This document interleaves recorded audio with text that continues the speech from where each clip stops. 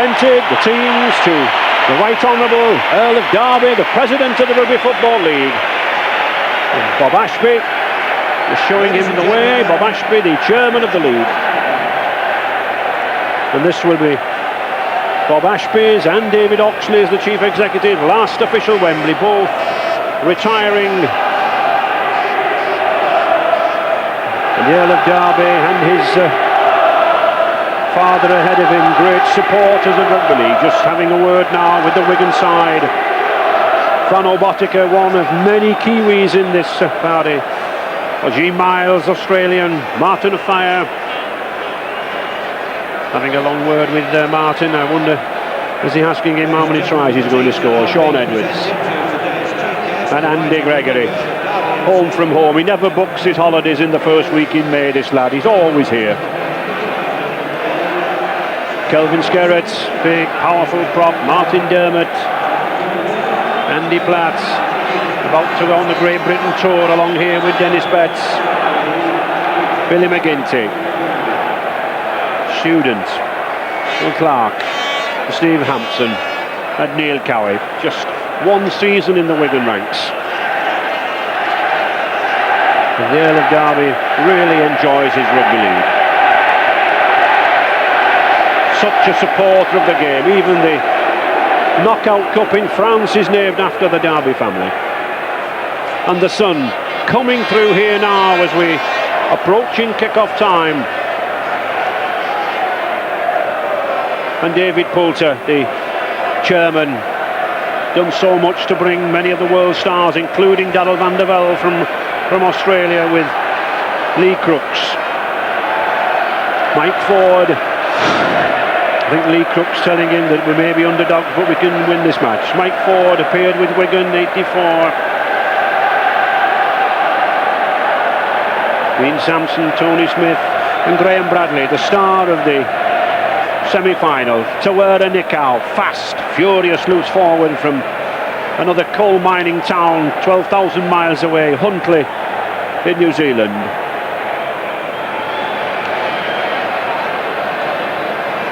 A nervous time for these players. Martin Ketteridge and Grant Anderson, John Ray, David Nelson, former Sheffield Eagles lad. Powerful finisher. I'm talking about power. Number 4 there, Richard Blackmore, Graham Steadman, St. John Ellis. Exciting centre, an exciting runner. I think the Earl of Derby doing a lot to help one or two of these players get over their nerves. Keith England, he's been here before, collected a Cup Winners' Medal, and Robin Whitfield, he's been here before, the referee. In 83 and 86, reserve referee Colin Morris, and our two touch judges, Tony Brown and Mike Singer.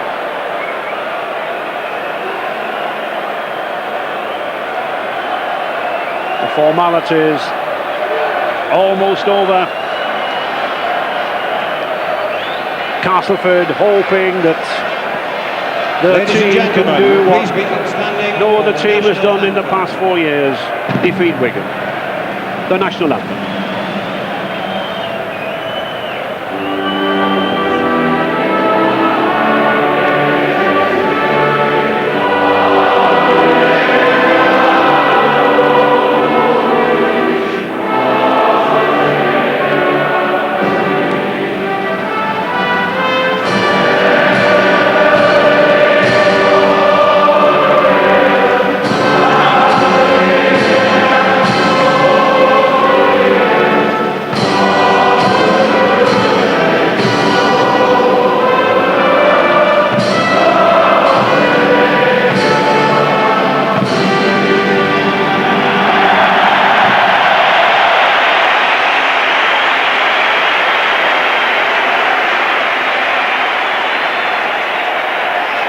The introductions to the dignitaries now over.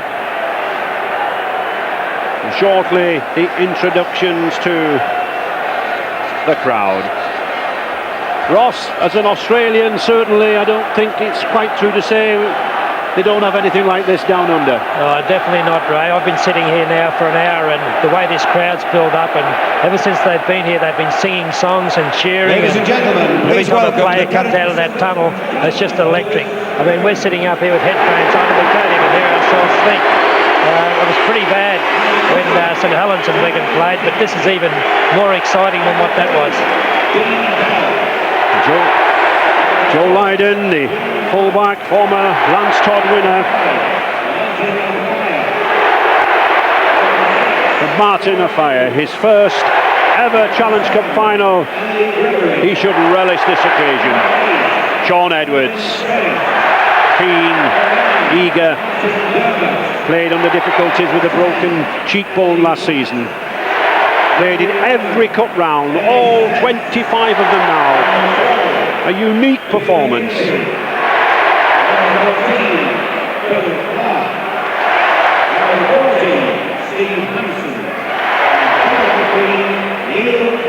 And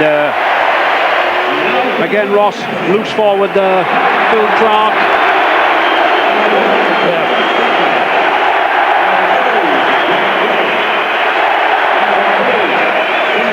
Ross, you've coached in Australia, in Brisbane, you're coach now to London Crusaders.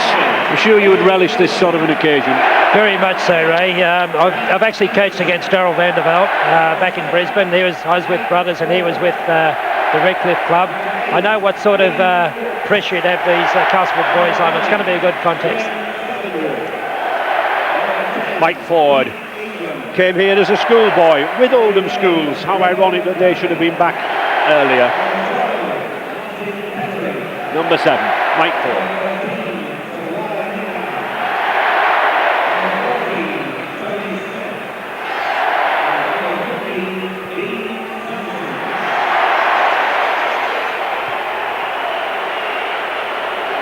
Wales passing that ball around, just getting a feel of the ball. Referee Robin Whitfield, and that Castleford pack, I think that is the key to this match. Crooks and Keith England there, two very, very powerful props, and behind Tawera Nikal, we should be looking for him, I think, on the outsides, coming off those defence-splitting passes, and Graham Steadman, I think, will be doing the same. Steadman and Nikal, the two men for the attack. But of course, when we have a look at the Wigan side, a side of internationals, 13 Great Britain tourists, stars from all over the world like Botica, Bell and Miles, homegrown stars like Edwards and Gregory, and youngsters from the amateur game.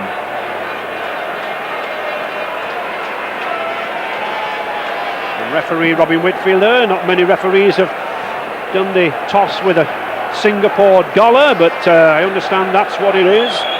And the two skippers, Lee Crooks, two very powerful motivators, two inspirational skippers.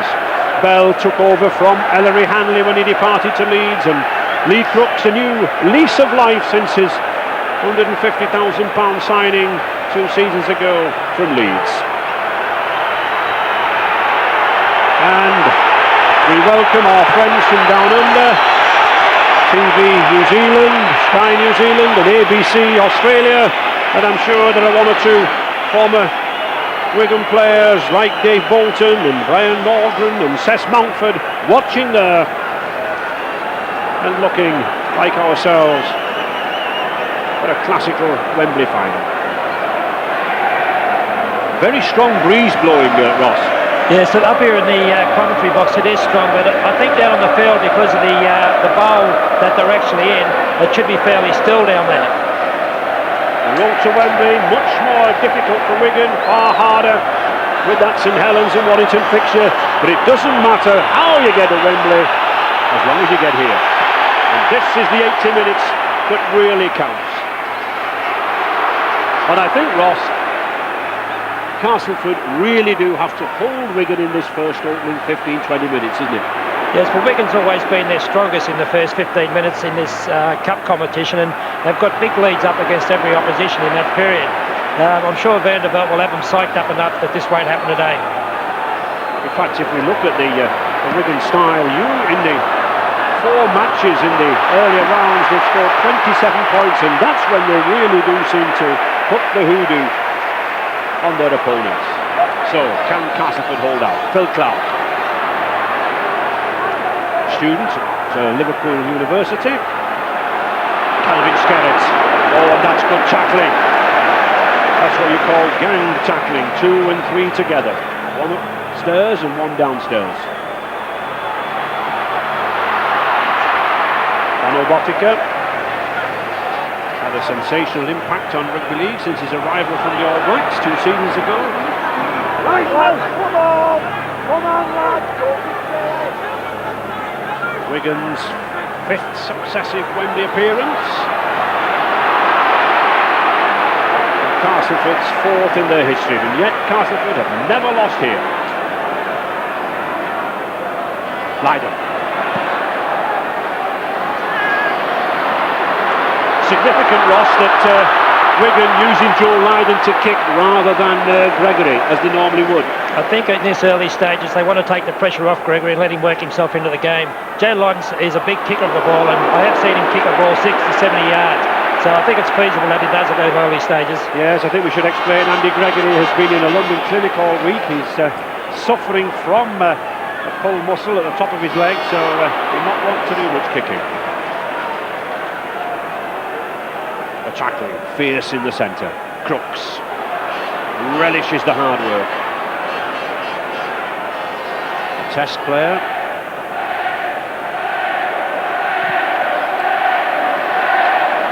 Steadman left-footed there, flighted that ball, used the wind very, very well. Good run by Joe Lydon. Been very stiff competition for that full-back spot between Joe Lydon and his fellow international Steve Hampson.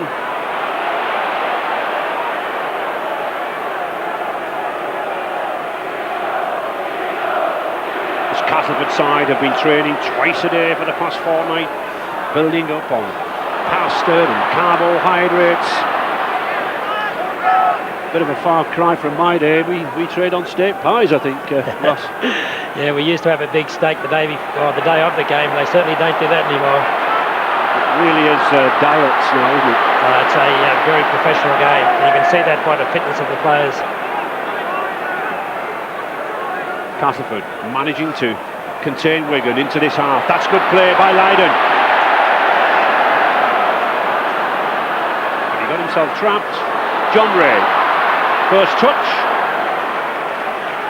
Only 9 appearances this season, but preferred to Simon Middleton. Pete England. Proud day for his school, Brickshaw High School in Castleford. Both England and Grant Anderson from that establishment. Oh, and Dermot. And those are the chances that you cannot afford to give Wigan.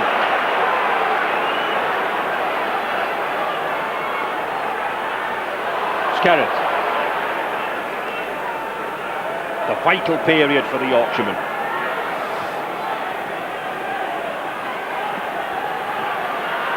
Clark. Edwards using the blind side well to Gene Miles, 16-stone centre. Back to Clark. Lively footballer, this Clark.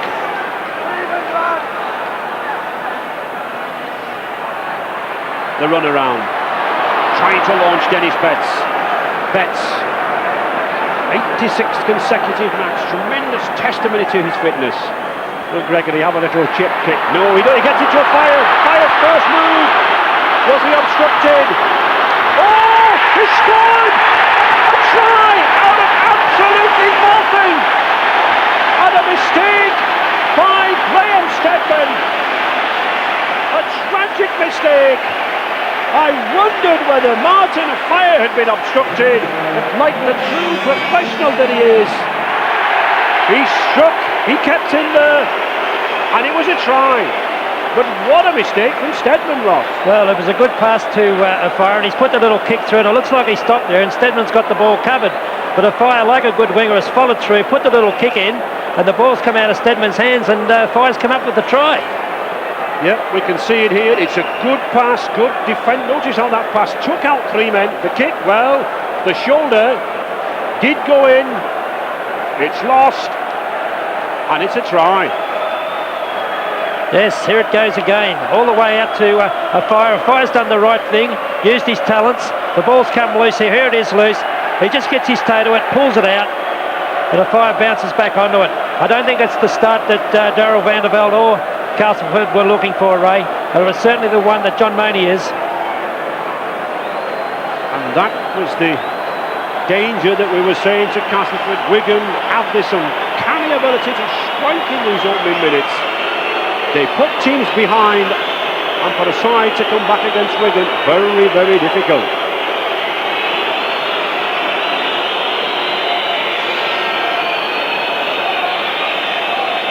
So, Franobotica.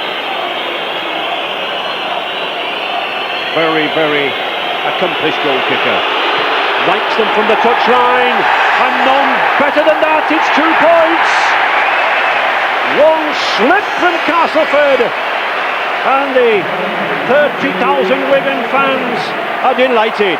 6 points to nil already, and just 6 minutes gone. And that is the man, Martin Afire. Only had half a season, was in dispute, the former witness player, only signed by Wigan at Christmas, but certainly repaid that world record £440,000 fee. Absolutely lethal try scorer.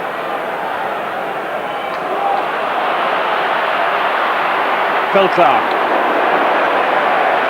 Well, if you have a look at the Castleford defence here, they're playing a very tight line. It's probably the shortest line of defence I've seen all season. They've got a 12-man front line, and it stretches from the sideline only to the uprights. I mean, it's very tight.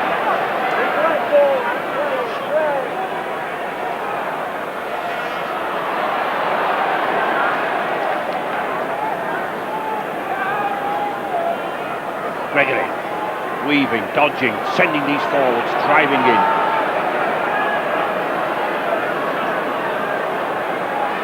To Leiden.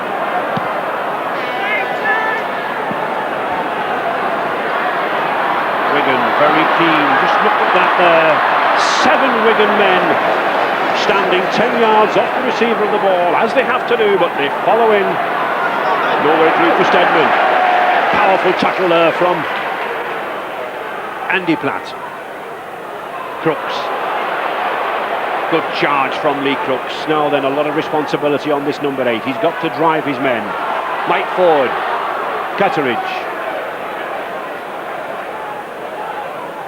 Problem is, you don't find many gaps in this Wigan side. Crooks. Forcing Leiden back. Good tackle. Very good tackle there by St. John Ellis.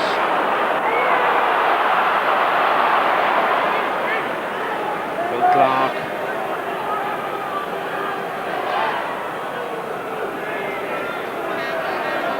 Very wide pitch here at Wembley.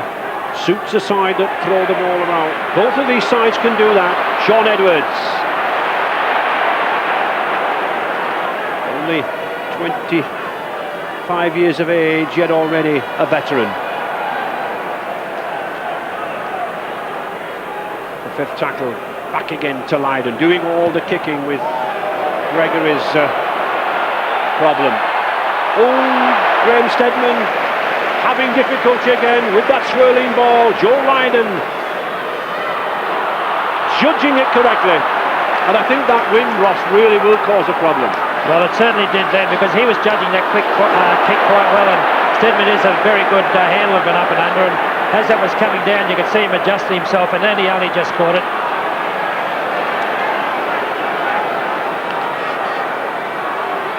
Glenn Sutherwood. Good run from Sutherwood. Just 10 minutes gone, still actor. Wigan score 6 points to nil.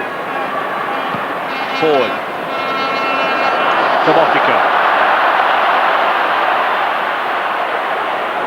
And again, good following up. Good examples here of the tacklers chasing the ball.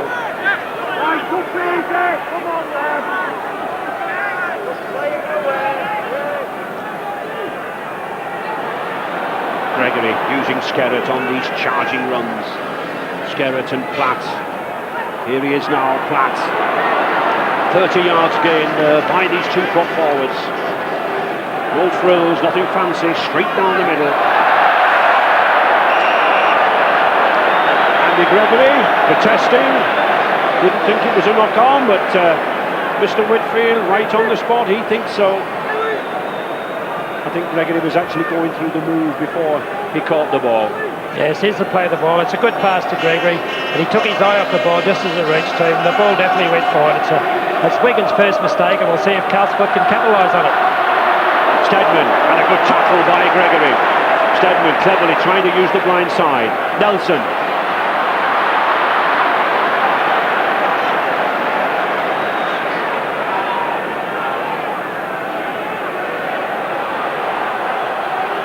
Ooh, another mistake. Martin Ketteridge losing the ball.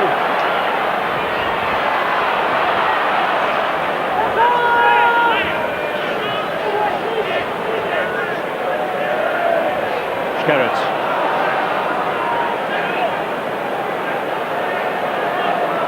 Already we can see how Castleford have been pressured into those handling errors. And suddenly the sun gone and the rain pouring down here now on the stadium.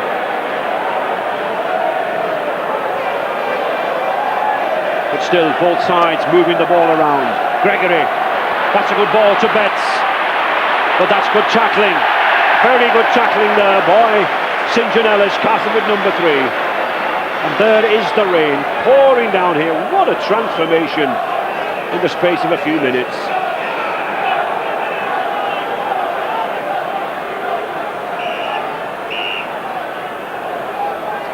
Robin Whitfield, the referee, just wants the two scrum set. Quite a few teams these days using the wingmen.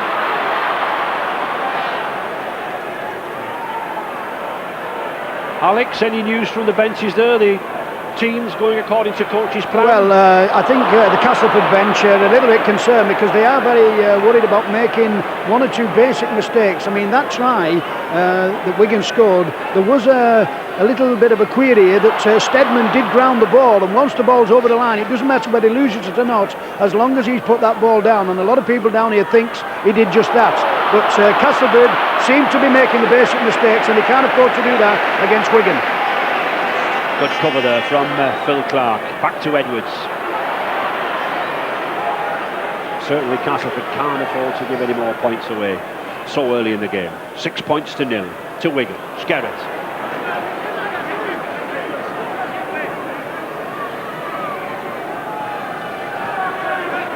Betts.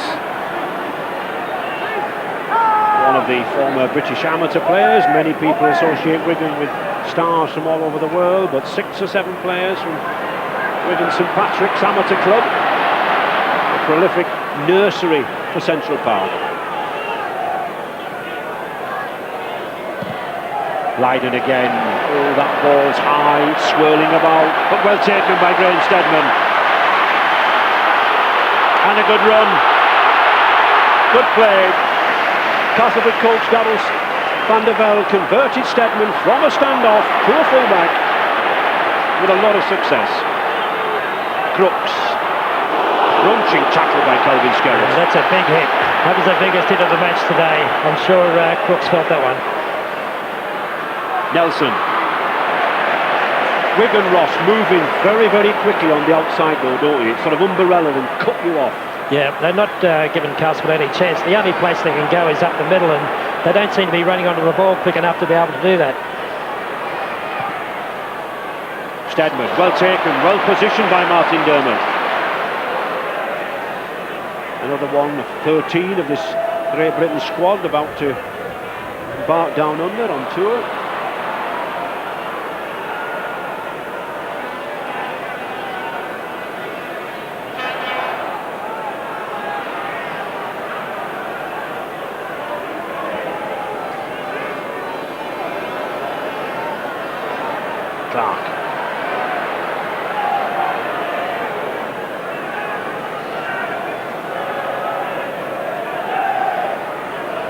Wigan still moving this ball out wide despite the difficult conditions. That pitch must be very, very slippery now.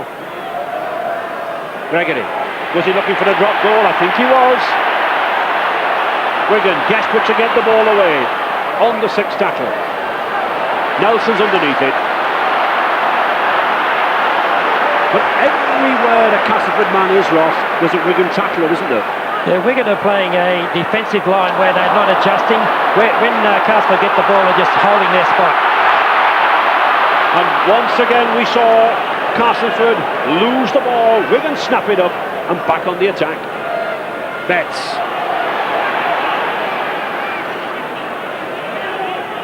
This Castleford defence, I'm sure, with troubling Darrell van der Velde, the Castleford coach, sitting high in the grandstand, likes to communicate to the bench with the walkie-talkie. Good ball from Gregory to Miles, to Bell. Oh, just look who was hanging about there. Number 5, Martin O'Fire.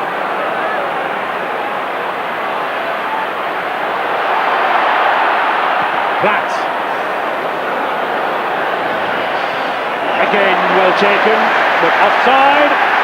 Mr. Whitfield signalling that the Wigan players not 10 yards off the catcher of the ball. If you're in front of the kicker, you must retire 10 yards off the catcher of the ball. Stedman showed a lot of courage to take that ball. Here it goes, it's very high kick and up it goes. Kept his eye on the ball, took it very cleanly. I mean, that takes a lot of courage to do that. And especially in a downpour of rain like we have at the moment, it really had to keep his eye on the ball. Some powerful tackling there from Billy McGinty, but Castleford coming away, trailing 6 points to 0. Playing good rugby, Tawera Nikau. Good ball to Bradley. This is better from Castleford now.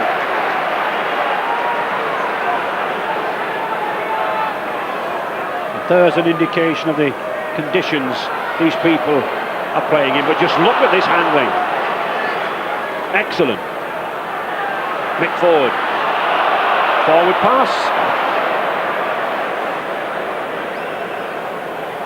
And we can see there that possession 67% from Wigan, Ross, and yet Castleford had the ball initially and lost it. Yeah, I think that's becoming a familiar sight when you watch Wigan play. They seem to always have territory advantage and also possession. They seem to pressure sides into losing that ball. Bell.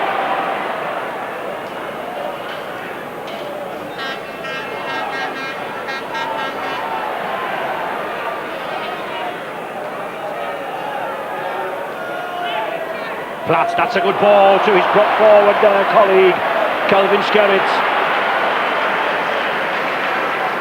These two props, Skerritt and Platt, having a say now in the middle. McGinty. But this is good defence from Castleford.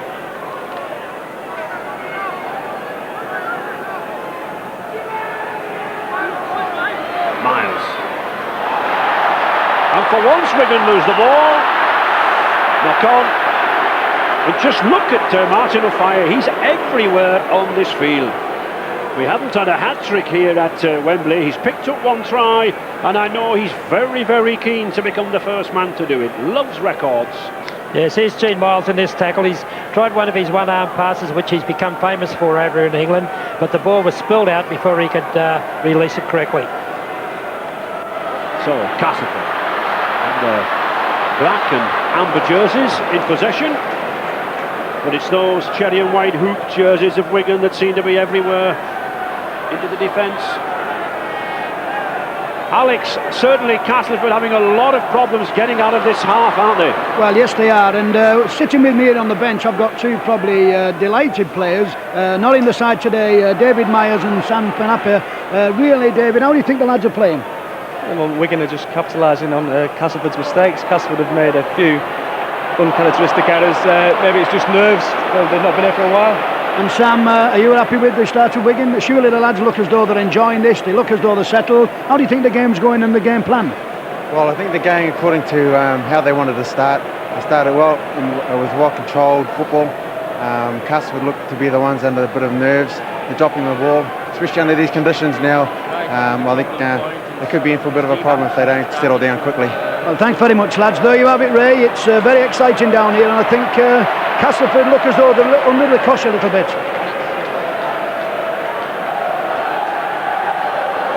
Miles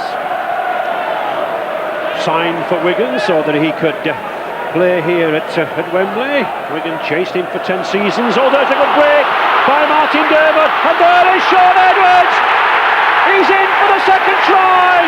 Half a break, and Sean Edwards, supreme support play.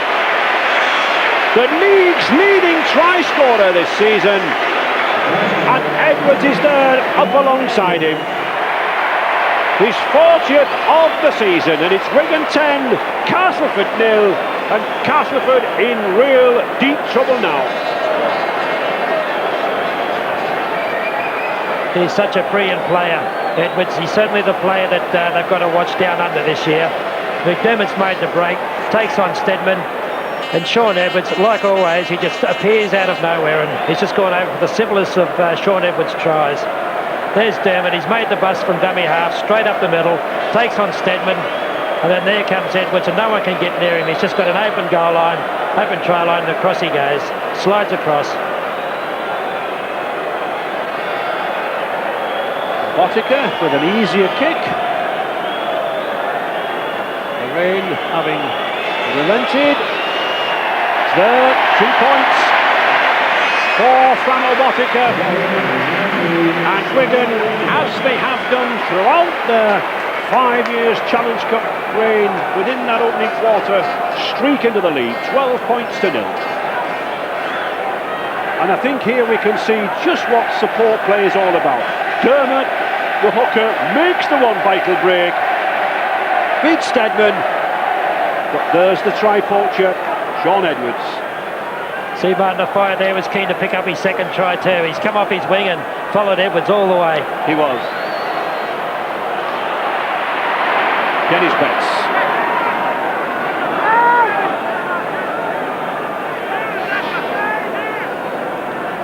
Skerrett.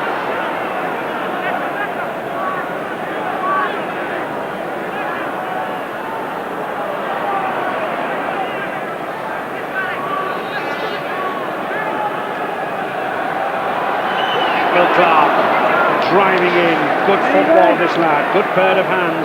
Father played here, Colin as a hooker with Wigan, but it's Wigan now looking confident, looking supreme. To Offiah, he's got some space on the outside. Panic in the Castleford ranks as soon as he got that extra yard loss. Well, it's quite obvious that Castleford are worried about Offiah because he was in open spaces then, and 5 players come from nowhere to try and close him down. Steadman. Andy Gregory looks like he's limping out there. I think he copped a knock before, and I think the injury he had leading into this game during the week, he's copped another knock on. You can see him limping there. He slipped around the scrum and certainly grimaced in some pain. He's been across to the bench. Have we any news down there about Andy Gregory, Alex? Yes, we have, Ray. It's down here that he's got a dead leg, and the doc's had a look at him. He doesn't think it's serious, but looking from here, Greg's really struggling. He's had a problem with an abductor muscle all week. He's been down to the clinic, and as you know, he's really struggling a bit. I wouldn't be surprised if this fella came off. But it's more of a dead leg, Alex, rather than the old injury. It's a dead leg. The doctor has been on, the physio's been on, and he's got a dead leg. Martin Offiah failing to judge the swirl of the ball and the wind. Knock on, and there's Steve Hampson warming up. Well, it's not bad if you can bring on a Great Britain player as a substitute, is it?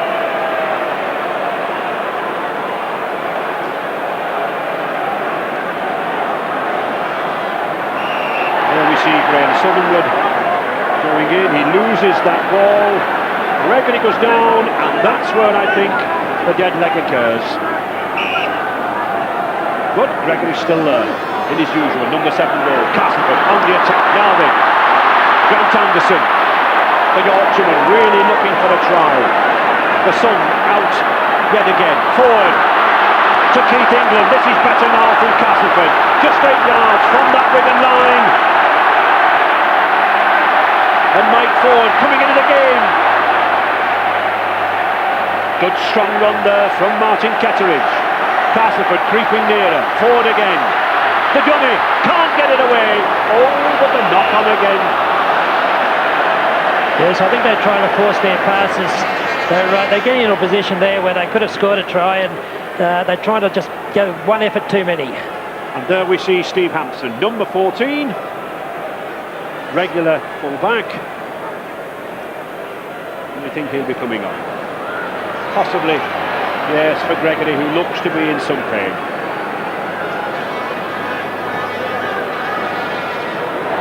Dean Bell, good captain's role there. Forwards, he knew they were in the pack, brought the ball away. Now Scarrett having a strong game. I'm sure Bobby Fulton, the coach of the Australian side, who's possibly watching this back in Sydney, he'll be interested in this game, especially men like Scarrett and this man Gregory, who's going to tour.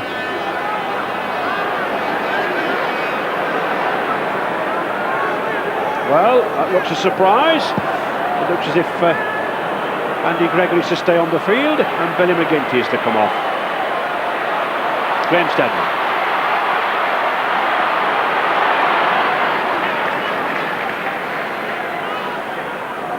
Billy McGinty. Nelson. Well, was that a spear tackle? Spear tackle, an illegal tackle, looked like one, Ross. Well, it could have turned into one, but the player just straightened his body out before he hit the ground. It is a dangerous tackle, and I think if it had been, the ref would have pulled it up. Nicholl, he's got to, oh, he passed it the wrong way. And what is Nelson doing? What a knock on.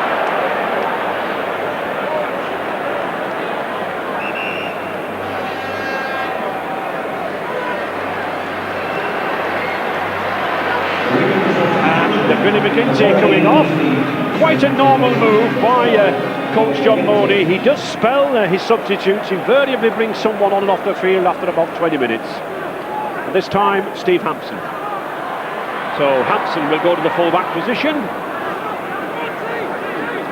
Miles has gone into the forwards and Biden into the second row. I would assume, Alex, just a tactical substitution. Yes, there doesn't seem any problems down here. I think John Mooney always makes a substitution in the game early on, and fancy having a fella like Gene Miles who can just slot him in the centre position, pop in at loose forward and be just as effective as anybody else. This is the strength of Wigan, and I think this is what Castleford are going to have to put up with. Raid after raid, attack after attack, and concentrate on their own game. Gregory, short pass to Miles. Miles relishing his role in the forwards. He's a former Brisbane Broncos player from Queensland, and of course has had a considerable spell in the second row and at loose forward in Australia. 12 seasons in the top flight in the Sydney League. Mike Ford having a good game at half-back. Mike Ford for yes, he's a very experienced player. Last year he played in a championship game, and he's been to Wembley before, so he knows what it's all about.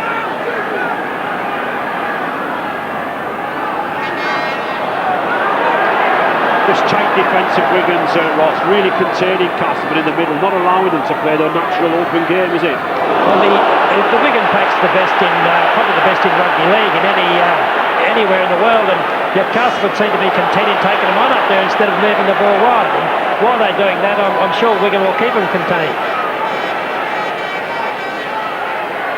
St. John Ellis.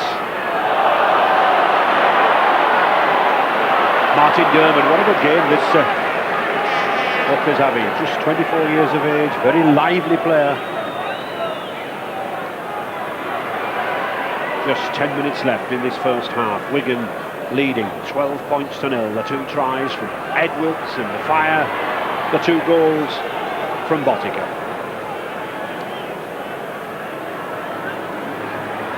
Bell.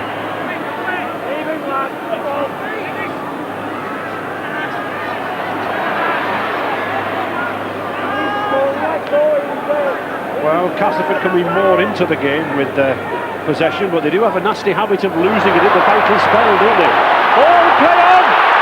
Botica, good tackle, good tackle. Nelson picks it up, must keep him playing. Well, a little bit of sloppiness there, Ross. Well, I don't think the Castleford players thought that Bodigal was onside, but he did come from behind Gregory, and it could have easily turned into a try. Here it is now. Gregory miskicks, and everyone's standing there watching, and Bodigal comes out of nowhere and scoops that ball up, and I think he had to kept going straight. He would have made the try line. Nichow. Good strong running forward. He's in the positions we said he would be. St John Ellis looks for the gap. He gets it away to John Ray. Oh, he just can't get his footing. But that's the style of rugby that Castleford can play.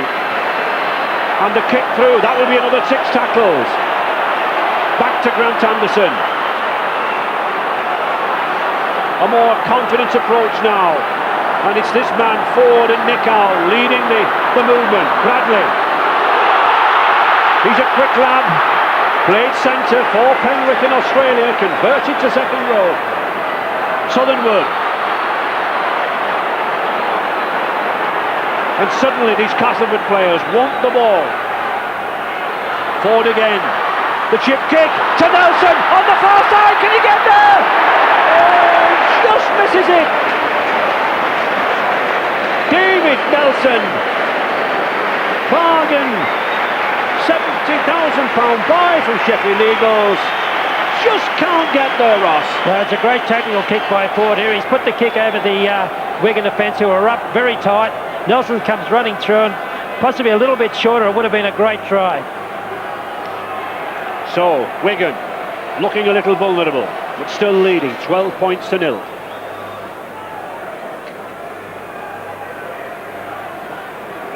The sun's out here again, Ray. The rain's gone and the sun's back out.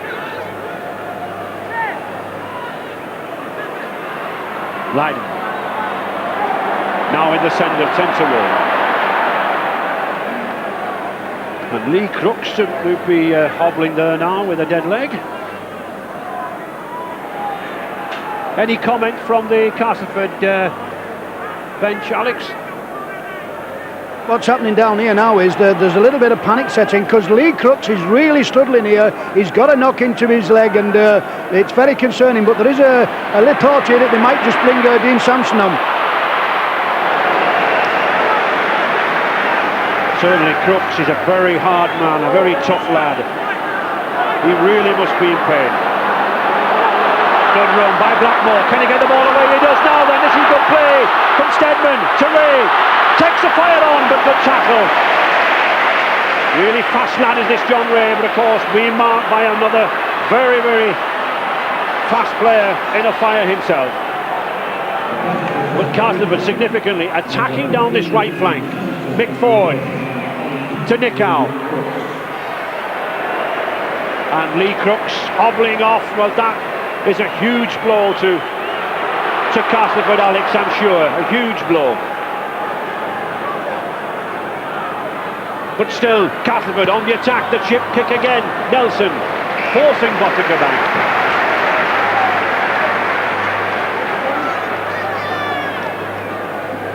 Alex, I would think that it's a huge blow, Lee Crooks coming off. Well, you can see the problem down here, can't you? He's having treatment now, and it looks as though it's his knee, and he's not one of these lads who likes coming off the field, but he's in a little bit of pain here. This will be a tremendous blow to Castleford if Lee Crooks is not going back on the field. He's having treatment here, and they're working very hard and very quick here. So, Dean Sampson coming on the field, a very hard-working, solid player, but really not with the ball-playing skills of Lee Crooks. So, Castleford further up against it as Wigan sweeping back under the attack.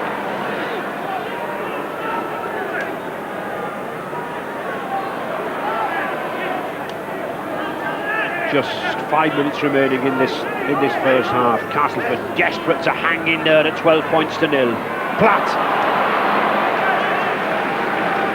make a lot of ground with these two prop forwards. Miles to Edwards.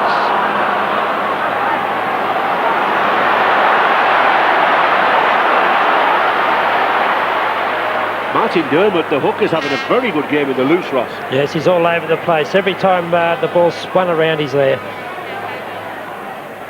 And Lydon. That's another high kick. Steadman. Ooh, there's a misunderstanding between Ray and Steadman.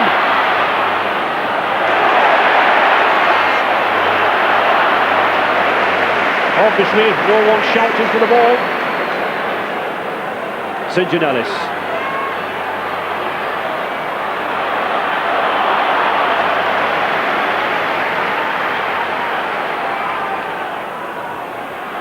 Sampson.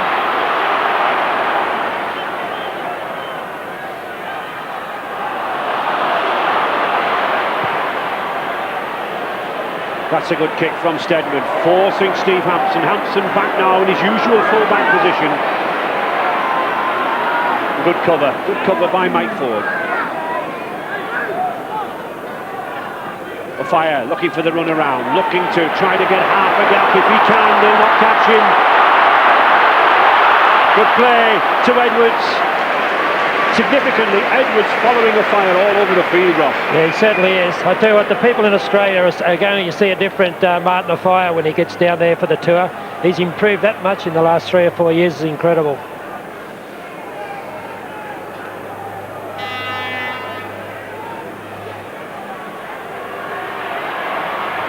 Edwards looking for the little shimmy, the sidestep, the break through the gap.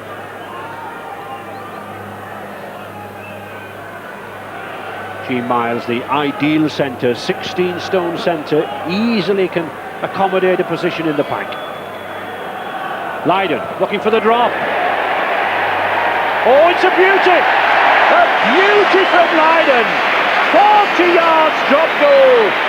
We've seen him do that before. I will remember a semi-final played at Main Road, Manchester City. An even longer one than that, 60 yards. And here, perfectly judged, gives more confidence to Wigan, edges them out, 13 points to 0. Yes, here it is. Joe Lyon just sets himself. At this stage, no one at Castleford thought he was going for a field goal, and Wigan once again have come up with the unexpected, and Joe Lyon's put in a beautiful kick. Any news on Lee Crooks, Alec? Yes, we've had it confirmed down here that he's got a groin problem, and that is a serious problem. There's a lot of players now struggling with groin problems. I think the amount of training and the weights and the way they're running, and as I'm speaking now, they're taking Lee Crooks to the dressing room. Dean Bell just managed to be contained by Blackmore, but it's now Wigan sweeping on. Clark to Platt, and there we see Lee Crooks. What an end, a sad end to this final for him. Well dropped by Nelson. I doubt whether he'll come back.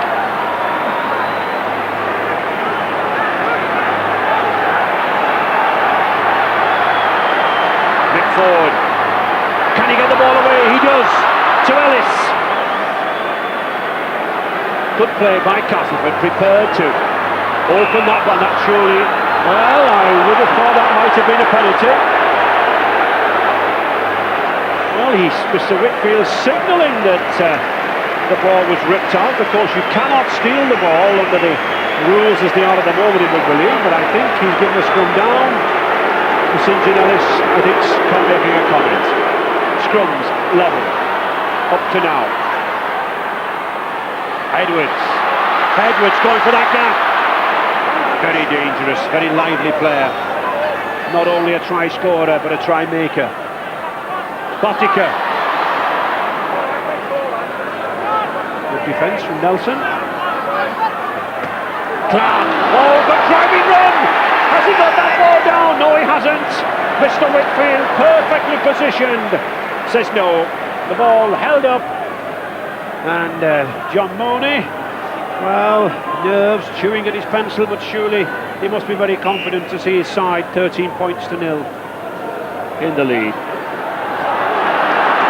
And I understand that Darrell van der Velde, Alex, the Castleford coach, has actually come down to the bench. Much concern there. We've got a unique occasion down here. We've got two Australian coaches, both sat on the bench, which is very, very unusual. John, I think, he's come down here just so he can nip into at half-time. It's getting very close to half-time. Darrell is looking a little bit more worried than what John is, and really he's got a lot of talking to do at half-time. He's got to pick this side up very quickly after the break. Stedman into injury time, and a good kick from Stedman. Perfectly flighted kick used that wing well, didn't he, Ross? That was a good kick. He was under a lot of pressure from the Wigan forwards who come through to block his kick, and he sidestepped two of them. And as he was being tackled, he put that downtown kick in, and it's gone over Bodica's head and went into the touch about 60 yards down the field.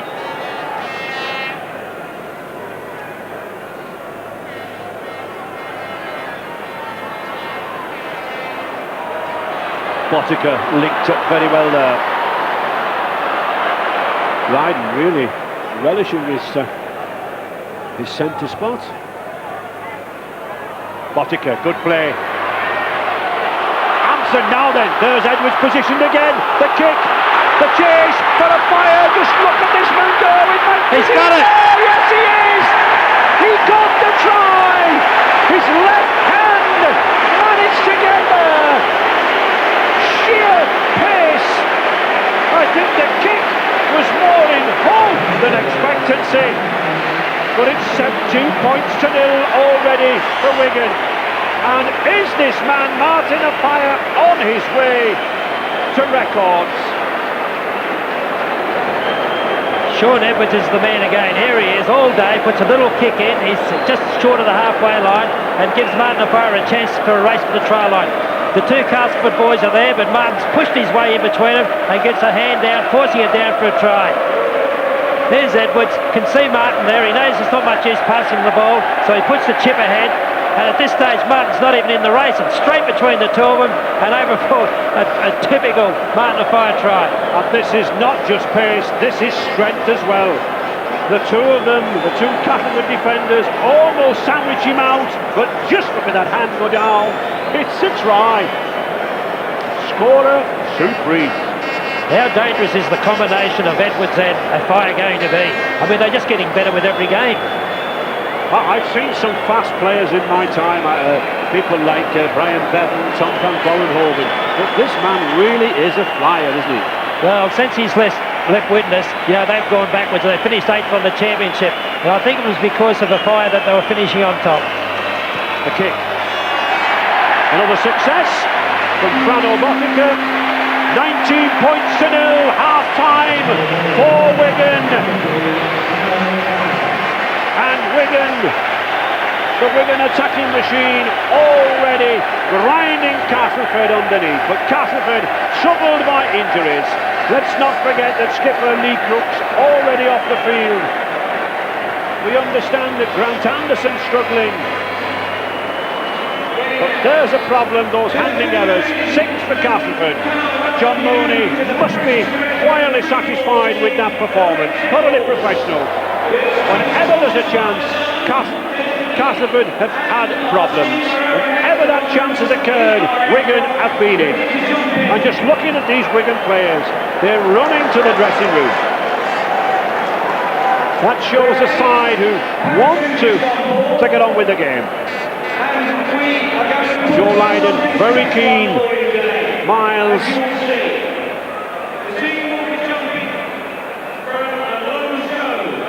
And I'm sure John Mooney will just have a few quiet words with these players. Thoroughly professional performance from Wigan in that first half, Ross. Yes, very much so. When you can get 13 internationals playing against 3 or 4, you should only come up with one result, and that's the result we're seeing. At no stage in that half did Castleford put any pressure on Wigan. At no stage did they look like scoring, and I think Wigan actually coasted through that. Not one of their players would ever sweat up. As a fellow Australian coach, just what can Darrell van der Velde do now to raise the morale and the spirits of these lads in this dressing room? There we see him waiting for them. Well, I think the Castleford tactics were okay for the first 10 or 15 minutes by going straight up the middle, but then they had to change their game tactics when that wasn't working, and I think Darrell's got to go for broke, and he's got to pass the ball about.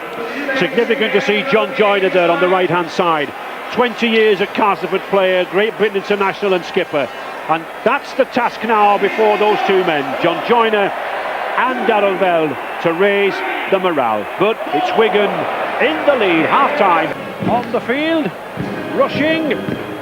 Castleford been on for some time, eager to get back into the fray. And we understand from the Castleford camp that Grant Anderson is off the field and substitute Tony Smith has taken his place. Andy Gregory still going, but still I think carrying that leg. But it doesn't look to be the muscle injury that troubled him all the week. A great campaigner, a great battler. His 8th appearance here at Wembley, a record in cup finals at Wembley, equaling Eric Batten's appearances and Martin Offiah.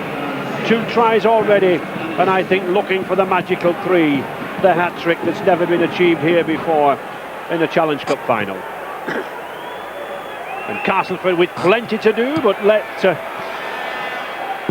the example of Leeds be set in front of them. They were 10 points in arrears at half-time way back in 1978 and continued to triumph over St Helens by 14 points to 12 in the second half. But Castleford with a lot to do, and number 14 there, substitute local lad Tony Smith on the field for the injured Grant Anderson.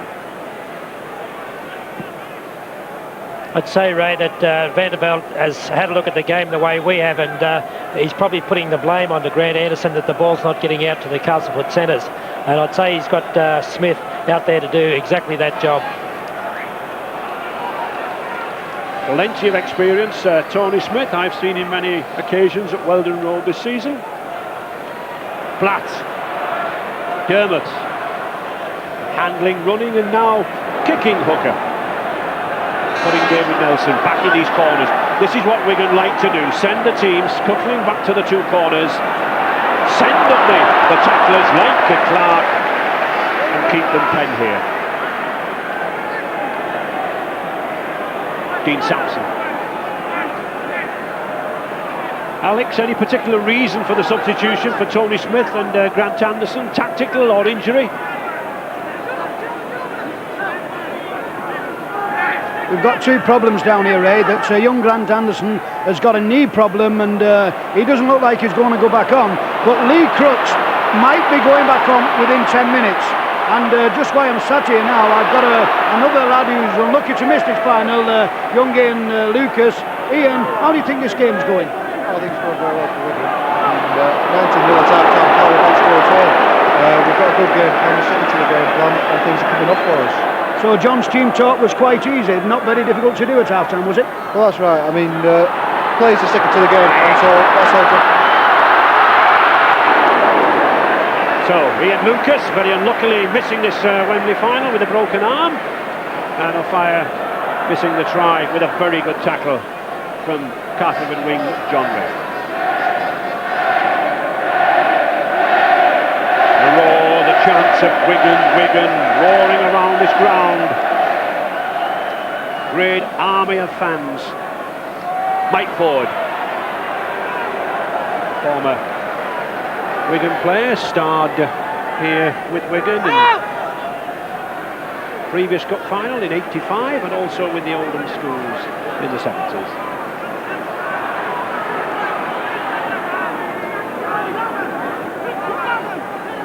Southernwood, nice dummy. Can't get it away, the tackling in midfield, relentless. The 2 props for Wigan, Skerritt and Platt, having good games in midfield, Ross. Right, they're mobile. They're both very big men, especially Skerritt, but they can get around the field like hares, and they're just showing that here today, that they just keep bobbing up, and when they hit very hard. Obstruction. It's a word of Nickau, Kiwi, the New Zealand loose forward, vice captain. Very, very fast runner if Castleford can launch him into midfield. So Castleford, can we see some points on the board? Bradley, good burst, strong burst from the start, second row. Southernwood, Ketteridge. Plenty of pride here in Castleford. Not going to lie down. Forward. That's a good ball to Nickau. A better pass to Keith England. Going for the post. Just 5 yards there now. Southernwood. Clark. Nickau. Can he get himself over? Oh, he's got the ball out. It's a try. And Castleford are back. Blackmore. That's the spirit. That's the spirit that those fans in black and amber wanted. Of obviously the coach, Darrell van der Velde, has said something at half-time. They've moved the ball about and they caught Wigan napping. Still a lot to do, but that's how to do it. 19 points to 4. Well, it's certainly the start that Castleford wanted here. Here we've got Nick Hour, who has disappeared in the first half. That's his second break in this little run. Gives the ball out to Blackmore, who crosses over for an easy try.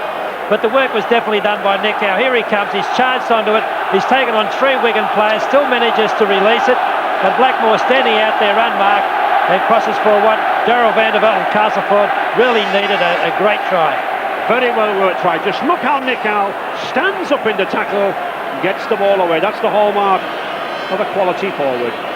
Well, the important thing about this try was the fact that Castleford were prepared to pass the ball about. And the 2 points.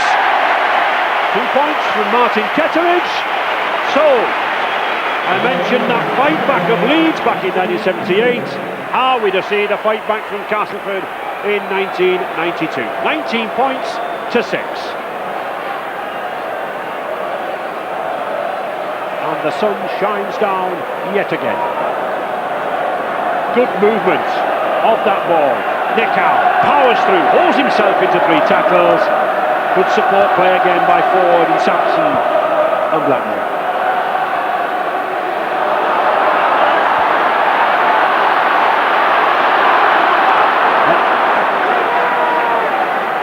And really, Ross, Castleford have got to hold this ball for a spell now, haven't they? They've got to deny Wigan possession. That's right, they've got to hold it for a while, force a couple of errors from Wigan and put some pressure on them, which they didn't do in the first half. But as you can see there, at least now they are prepared to pass the ball about.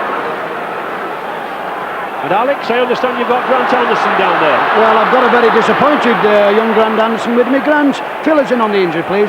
Yeah, I got him off probably the last 10 minutes at first half. It's just sore at the moment. Hopefully, it'll ease and any problem I can get back on there. Is it the knee? It's obviously it looks painful from here. Yeah, it's I've had ice at half time and it seized it a bit, so I've just caught in a tackle. Somebody's caught me long. I've just seemed to go awkward on it, but hopefully it'll ease and shall we go from there. Thank you very much. And the Castleford fans now urging them on. Certainly a new life around this Yorkshire side. The forwards moving in, pressuring Wigan. Good ball to Miles.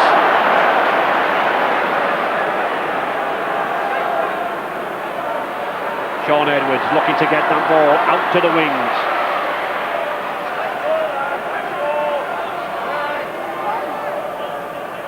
Boticlev.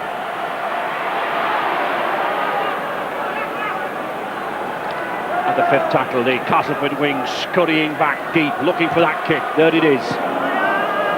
Nelson picks it up. 1 or 2 of the crowd roaring for a knock-on, but Mr. Whitfield says no, they stopped with the foot first. Steadman. And I think this man, Graham Steadman, has got to come into the attack. It's now or never, Ross, isn't it? You've got to score. Well, he's definitely a brilliant attacking player. You can rate him up with Sean Edwards. But in the first half, he didn't have the opportunity to. And if Cass are going to move the ball around, well, then Steadman's got to come into it.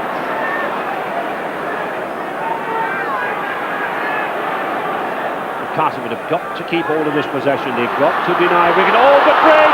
Just couldn't get away. That was a good tackle from Andy Platt, but it's still Castleford coming down again. The good ball. This is the kind of classy play that they can do. Blackmore, good running. It's Wigan now being stretched. Knock on. I thought referee Robin Whitfield had missed that, but no. A very fit referee ran in the Mersey Marathon last year.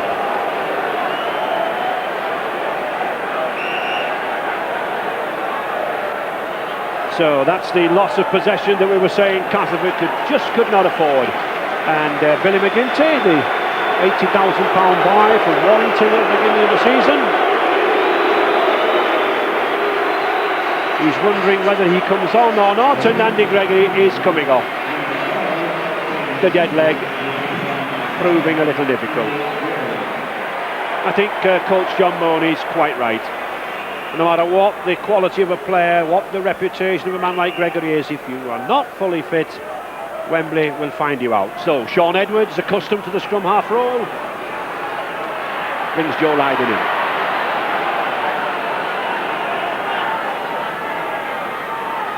Edwards. Botica moved into the standoff role, and a role I think Ross could suit him in future seasons. Botica. Yeah, I think so. Botica, you know, Manny's played him all over the field this year. He's played in the centres at 5'8" and on the wing. He can play anywhere, and he's a very strong player. I thought Wigan have been a little bit sort of tied in around that middle part. It's been because Andy Gregory's injury. I think with Edwards and Botica there now, you'll see a different Wigan side. Platt. Good ball, good support play from Dermot. Botica now, he's got Joe Lydon with him. This is the danger period for Castleford. They've hit back, they've shown Wigan what they can do, and now they've got to defend. Edwards, perfectly positioned, perfectly flighted. Oh, it's picked up, but it'll be a knock-on. Steve Hampson knocked it on in full flight. And Castleford bringing the ball away. And further news on the Andy Gregory injury, Alex. Well, yes, we have. I'm talking to Andy on the bench now. Andy, that must be a disappointment for you. Yeah, obviously, to come off in any game, especially at Wembley. But I was just being a passenger at there. I couldn't do any tackling. I just couldn't get about the field. So I think John's made the right decision. When Castleford scored, I said to Dave Fever, the physio, I'm wasting my time out here. I'm not doing anything. So get Billy McGinty on a fresh pair of legs, and hopefully the lads can do the business. Well, you must be disappointed because you have been struggling for the last 20 minutes, and it's only a dead leg, I gather. It's nothing serious. No, I went down for a ball early on, and it was an accident. Lee Crooks came over the top. And it just caught me, and that's where all the problems are. We're going to have to go on, Martin. Well, was that a knock-on or what? Because Martin on fire, he's going for the hat-trick. He puts it in the corner. I'm sure we'll need a close look at that as to whether it was a knock-on or not. The touch judge is telling him it's no try. No try. I thought it was. So Martin O'Fire's record in his sights to be denied. Robbie Whitfield delayed a split second, and sensibly he consulted Mike Singer, the touch judge, on that far side. Yes, there it was there, Ray. Martin O'Fire definitely knocked the ball on. He's picked it up, but being cheeky like he is, he's taken the chance of going over the try line, which you should do, play the ref's whistle. But if he had have scored, it would have been an injustice to Castleford. So, no try, and Castleford back in possession. O'Fire denied his hat-trick. The score still 19 points to 6 for Wigan, and Castleford playing some superb rugby now. In fact, they've really come out in this last 12 minutes and proved to Wigan that there really are two sides in this game. Oh, the ball from Tony Smith, the wrong pass. Perhaps a little too much adventure, and there we see Lee Crooks coming back again. Yes, I think Castleford then just didn't have the support. They opened up Wigan quite well up the middle, but the backs were still standing around waiting for the next play the ball instead of chasing where the ball was. Wigan have to get the momentum going again. Botica taking a knock in with his right arm. Edwards. Wigan looking for the sort of break that Edwards can engineer in midfield. They really need to get back into that ascendancy. Perhaps a little overconfident. Botica, good kick, well picked up by John Ray.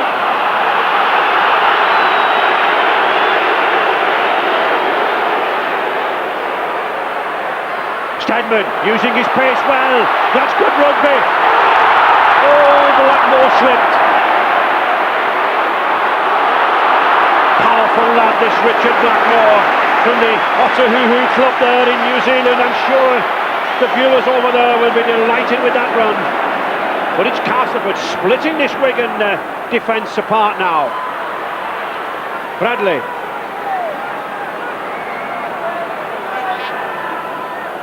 And that's just how much Castleford have come back in this second half, commanding the game now. Good ball! Ginger Ellis, it's the run, it's the chase! Here's a chance for Castleford, can O'Fire get there? He does! Well, this man Martin O'Fire tries. No one else in world rugby would have got back over that line, because that man there, St John Ellis, he can run. But there is a man who can run faster, Ross. Oh, he's worth every bit of his £400,000 Wigan paid for him. Like, this is Wembley, and this was a dead set try for Castleford. I mean, there's only 2 chases in the game, and that's the 2 Castleford boys. And the fire's come from 5 yards behind him to get that ball.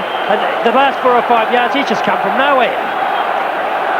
So that could have been Wigan 19, Castleford 12. Instead, it's still the 6 points, thanks to that man, Chariots of Fire.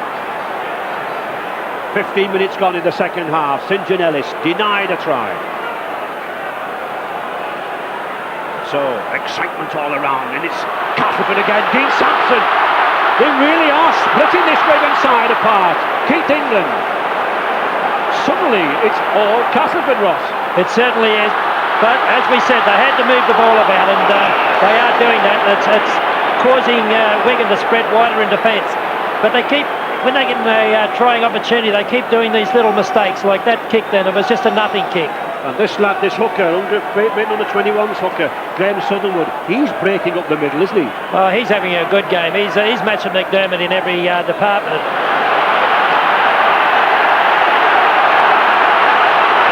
And Castleford again on the attack. Alex, Castleford revitalised in the second half. Yes, Castleford obviously playing for pride and playing for a little bit of Wembley history, because there's not many sides come from behind. But during this game, there has not been one penalty for foul play. Technical offences, and it's a very physical game, and there's not been one penalty. That tells you the spirit the game's being played in. But it's very, very important now that Castleford get another score. I think they think they've got Wigan on the rack. Forward. Who knows? 19 points to 6. St John Ellis. This Wigan defence really being tried and tested now. Castleford throwing everything at them. Stedman, that's a good one. Will it be too far? Oh, he's caught it, but he's over the line. He catches it, but he's over the line. John Ray. The ball beat Hampson. Beat everyone. Castleford are doing everything but score. That's their 3rd opportunity in the last 4 minutes. Just look at this ball, Ross. It's a high one. Beauty by Stedman. But that wind just takes it over. The fire's all at sea. Over that dead ball line. And good sound play here from Wigan, just holding this ball. I think they know that Castleford are having a fling at them. They're having a golden 10 minutes. Wigan need to keep the possession. Clark. Still going.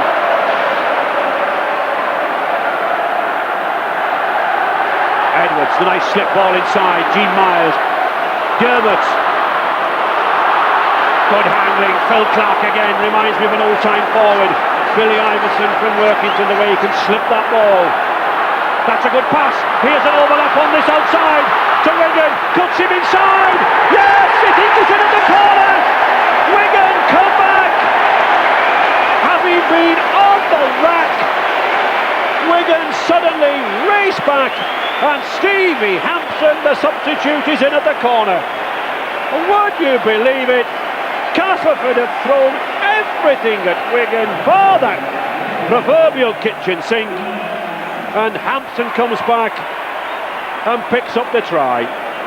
His 5th of the season. Yeah, you can't deny this Wigan team. They've been under so much pressure. It's the first time they've been down into Castleford's area for a long time, and Bodiger there just flips a flick pass into Hampson, and Hampson slips it into the corner. As soon as they get the ball, Ray, they just turn it about, and I don't think there's any side around that can stop this machine from going. There's Betts, gives it to Bodiger. Hampson inside, takes out the cover defence, straightens up and goes back into the same line that Bodiger was running. Very nice touch here from the ex-All Black. Bottiger just takes the ball out, flicks it inside, and then Hampson to the corner. Determination. And good touch judging there by Mr. Tony Brown. He spotted it, he was on that line. And it's Bottiger again. He really does kick the ball well from the touchline. Has an uncanny knack of putting kicks over from the touchline. Need I say any more? I tell you what, it makes you feel good when you're on the paddock and you know you can score in the corner and your kicker's got an 80 or 90% chance of putting it over. And would you believe it, he told me that he never liked kicking when he played for the All Blacks. He was always glad when the lad Grant Fox was playing at stand-off. Yeah, the thing with him is too, Ray, that he... And there is the try scorer. Steve Hampson was perhaps unfortunate not to be in the original 13, but he's on the field, he scored, and I don't think he'd be too bothered about Joe Lydon taking his number one. If you ever look at the way he places the ball here, Ray, most of those round the corner kickers stand the ball straight up and down. But Boddicker, he lays it down like a front-on kicker, and yet he's still got the accuracy in the distance. He does, he does. So Wigan move further out, 25 points to 6.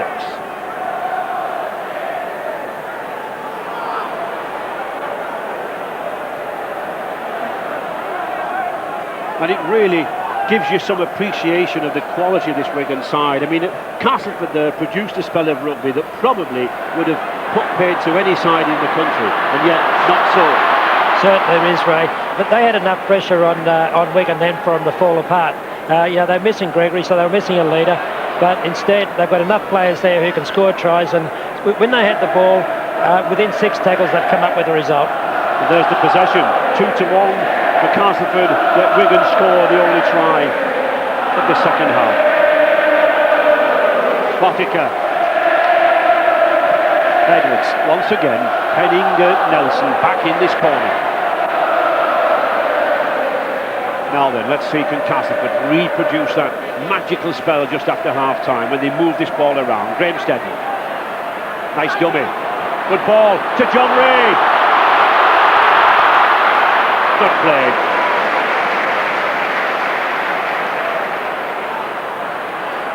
Ellis. Castleford moving it out wide. Mick Ford, what a good game he's had. That's a good ball from Kettridge now to Blackmore, but that's a good tackle. Phil Clark moving across. And there's obviously been an off-the-ball incident. Martin O'Fire on the floor. Touch judge Mike Singer comes in. He's seen something. We were only talking what a fine spirit this game had been played in. Dr. Zaman, the Wigan club doctor, coming on just to have a check on Fire. I hope Mr. Whitfield admonishes the culprit. And he is doing. Having a word with St. John Ellis. Obviously a late tackle, but well spotted by the touch judge. Martin O'Fire, fit and well again. Yes, short arm, very hard, physical player, St. John Ellis. Probably a little frustration, I think.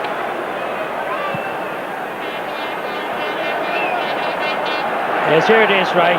Martin O'Fire tackles St. John Ellis and he takes homage of it and then gives him an open arm. I don't think it would have hurt him too much, but still, it's illegal. Frustration.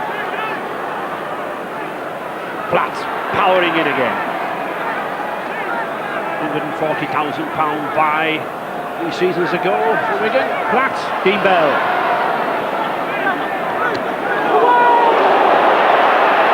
Castleford beginning to really put the heavy hits in now, the heavy tackles. Billy McGinty.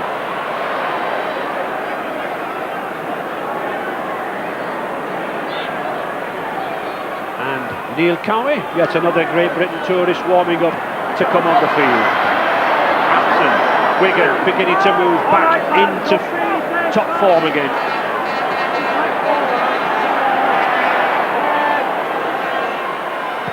That's a good kick again, flighted, perfect, fires underneath it, Stedman's there. Well taken. Had a good game, Graham Stedman, nominated for the First Division Player of the Year.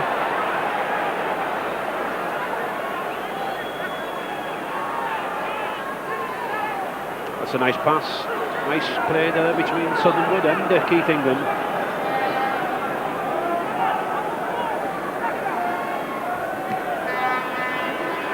Bradley. Notice number 12 there, Billy McGinty, clamping that ball, stopping Bradley from slipping the ball. Forward. Good run. Can he get it away? He does. But a knock on. Unfortunate in that one. I thought that ball come off the Wigan player. I possibly could have got away with that. Well, Billy McGinty going off again, and Neil Cowie coming on. Used very sensibly by the coach, John Mooney. And obviously I think Billy McGinty wanted to stay on the field. Good blindside play by Edwards, but well covered by Mike Ford. Been a good battle between Ford and Edwards since Gregory went off.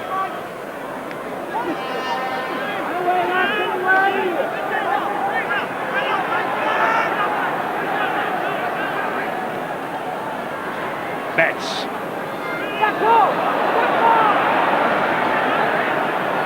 Wigan mounting the attacks now, setting it up very, very coolly, clinically. Kelvin Scarrett, the giant prop for Wigan, he didn't like that tackle. He smiles to himself. Botica, good pass. Dean Bell. Frano Botica moved into the stand-off position in midfield, coming more and more into this game now, setting up the midfield with Edwards. Miles, the chip kick. Oh, well kicked back, but well picked up by Mike Ford. Yes, Gene Miles has done the right thing there. He's hit the ball back, but the Wigan people, I don't think, were expecting him to kick the ball, and they were just standing flat. Southernwood. The longer this game's gone on, Graham Southernwood, the Great Britain under-21s hooker, become more prominent in the middle. Sampson.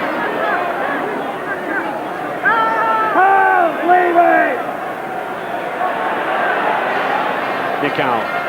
Oh, dangerous pass, but well picked up by St John Ellis. Oh, and that looked a high tackle there from Sean Edwards, but Mr Whitfield on the far side, possibly unsighted.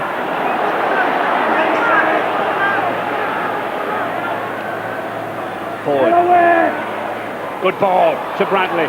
Mick Ford, the scrum half for Castleford, bringing these forwards well onto the short passes, Ross. He is, and he's got plenty of runners in this half. The first half he was going up the middle forward, but he had no one to receive the ball from him, and Vanderveld must have given the right bit of info at half time, and now they're actually passing the ball in a real short passing game. Stedman, he's got pace, he can go himself, this lad! Oh, he was just knocked off balance. The fifth tackle, now then. What will Castleford do? Will they move it? Oh, have they come to the wrong side? Surely it should have gone to the right. Tony Smith, another six tackles, beautiful play! It's a try! Oh yes! Magnificent play from Stedman. The way he flicked that ball back. I thought they had gone to the wrong side. Keith England was lurking near the post. Stedman flicked it inside. And it was a try. Already one cup winners' medal for Keith England with Castleford in '86, leading the fight back again. Well, you could put this try down to Stedman for his run he made just before this, but we're talking about Castleford backing each other up. Gene Miles is unlucky there, but Stedman gets it, flicks it out from underneath. Keith England's there and just dives over for the try. But it could have went to any number one of Castleford players, because they are starting to back up and run. They certainly are, and when they back up, they're producing gaps in this Wigan defence. There's the 2 points, that makes it 12. I do think we've still got a lot more tries to see in this 1992 Silk Cut Challenge Cup final. Wigan 25 points to 12. 11 minutes remaining. But just look at this pass from Stedman. It's a beauty. Sleight of hand. Here it comes. Oh, I think Paul Daniels would have been proud of that. Yes, here it is. I think Gene Miles was very unlucky not to get a hand of that. But it's a very simple try for England, but I'm sure he'll take it. Any try at Wembley is a great try.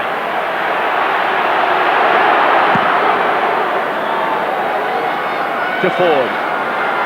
Bradley. Castleford certainly may be playing against a champion side. Wigan, the champions in the past 3 seasons, but Castleford have proved just what a good side they are. Skillful football. 10 minutes remaining. Southernwood again. It's this hooker. Oh, he's got all! The ball was not. Well, was that a knock on, or was it knocked out of Southernwood's hand by the Wigan player? Keith England, the man who scored the try, went on the 1990 tour of New Zealand. Powerful, strong running forward. Pottinger, Bell. Gene Miles moved back to the centre position with Neil Cowie now on the field. Looking to switch it to the left. They do. Neil Cowie. Former Rochdale Hornets player, £80,000 buy by Wigan in August.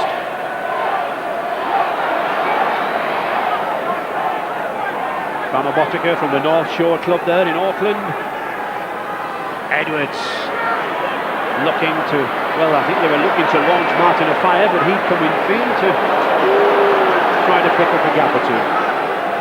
Yes, play on, surely. No, he's given a penalty. Well, I must confess, I think Keith England, the Castleford prop, was rather unlucky there. I think that it was, first of all, Ross, badly constructed play, the ball by the Wigan player. Yes, I think Keith England's very unlucky to have a penalty against him here.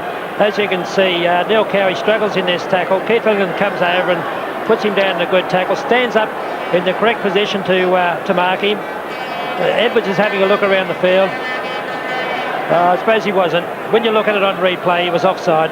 Unless he was adjudged interfering with the man playing the ball. Yeah. We're not referees, Ross. We're not. They're on the spot. And Robin Whitfield is one of the best. So I don't think he'd make too many judgment errors. No. So, 4 goals from 4 attempts, and they certainly haven't been the easiest of attempts.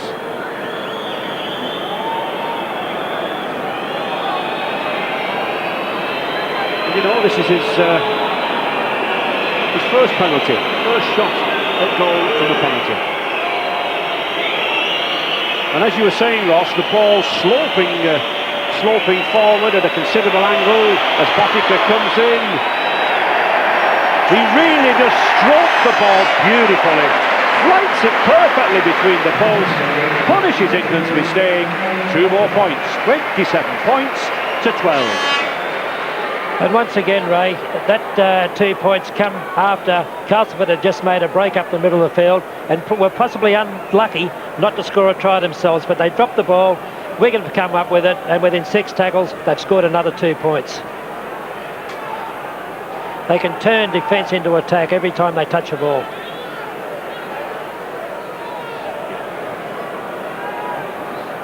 Alex, once again, just as it looked, Castleford fighting back, Wigan strike back. Well, I think Castleford had count themselves a little bit unlucky there, because it didn't look a penalty from where we was. It looked as though it was a very badly played the ball, and I don't think Robin was really watching it, to be quite honest. But I think Castleford, when they get back and watch this video, they'll think we've played worse than this and got beat. But they've played tremendous football, and I think they're just playing against the kings of Wembley. You've got to find a way how to beat them, and nobody's found it yet. They certainly have. There's no way anyone can take anything from this Castleford performance. Let's not forget that they lost 2 players by half-time. Certainly very, very key man in Lee Crooks and the skipper, then Grant Anderson, and have come back with a fight back and a quality of football like this. Excellent final. But as Alex says, the Cup Kings, Wigan, in the ascendancy.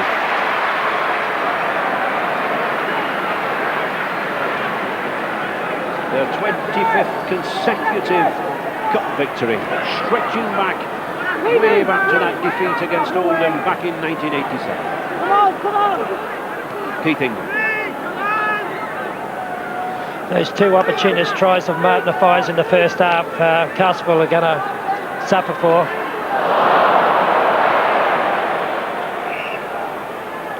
Castleford having to move the ball around now, Ross, having to take chances, having to slip the ball out of the tackle. I think we can expect a few knock-ons like that now. Well, I think Castleford, in this second half, have looked like the team that we all know they are, and the reason why they're at Wembley. I think that first half they might have had a little stage fright, and Wigan got those points early, and they haven't recovered from it. But if this was the start of the game, this first half, you'd be surprised what the score would be. Just a short halt in play as Bernadette Scatchard, the Castleford physiotherapist, comes on to attend to Mike Ford, one of the growing band of female physiotherapists. In fact, very few clubs these days have a gentleman in charge, but they certainly do a very, very fine job.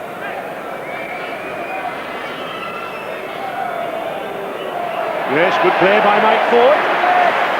The ball bobbling about there, beat Edwards. Sampson.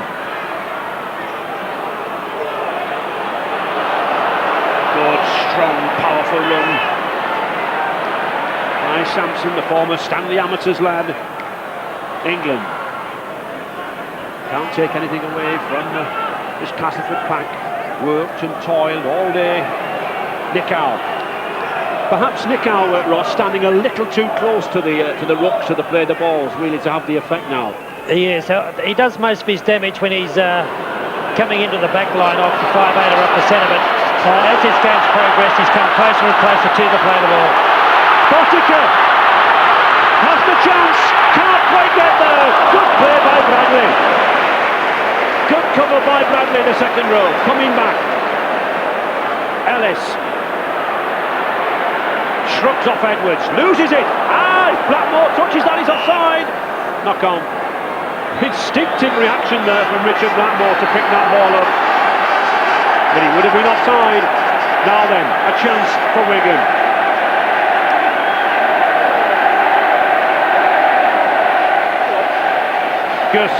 Just 4 minutes remaining, and I think all the interest now centred in here. Can O'Fire get that magical hat-trick that's never been achieved here in Wembley? It's a penalty. Surely what will Wigan do? Will they tap this ball or will they go for goal? It's a differential penalty, Ray. They must kick the ball out or take a tap. Yes. It's not in the rule book for them to take a shot at goal. So Skerrett driving forward. And I notice O'Fire coming in midfield, coming into the play. Oh, but it's Castleman's ball. Penalty. A punch there by Martin Dermott, was it? Yes. On his opposite number 2, so there must have been a bit of spite going into those scrums that we haven't picked up. That was probably a square up. John Ray.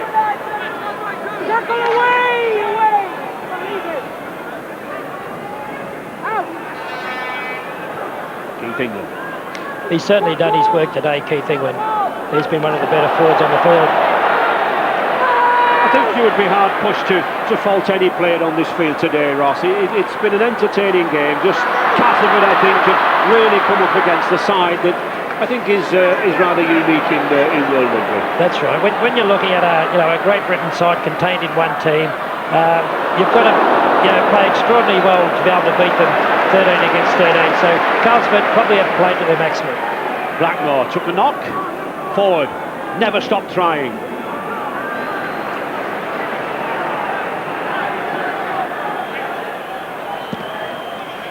Forward, good kick, sends Wigan scuttling back. He's moved the ball well in midfield and kicked to good effect.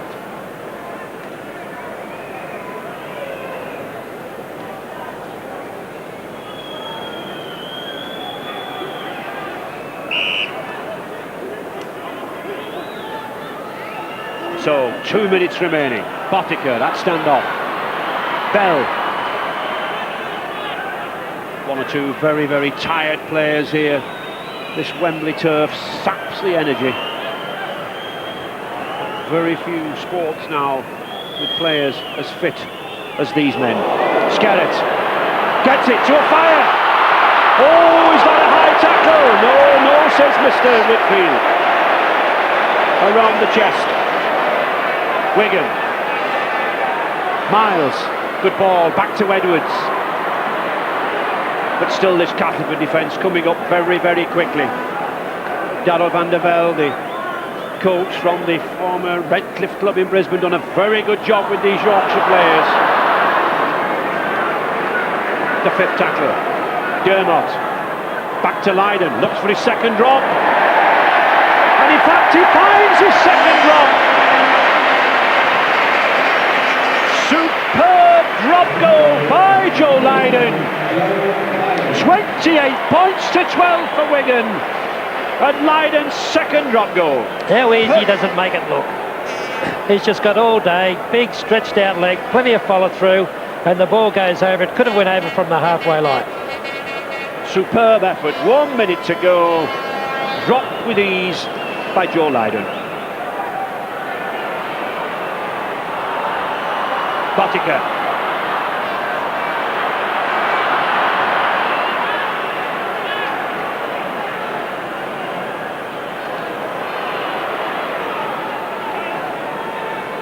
A fire still desperate in this closing 60 seconds for the hat-trick. Wigan significantly moving the play out to that left wing. Miles.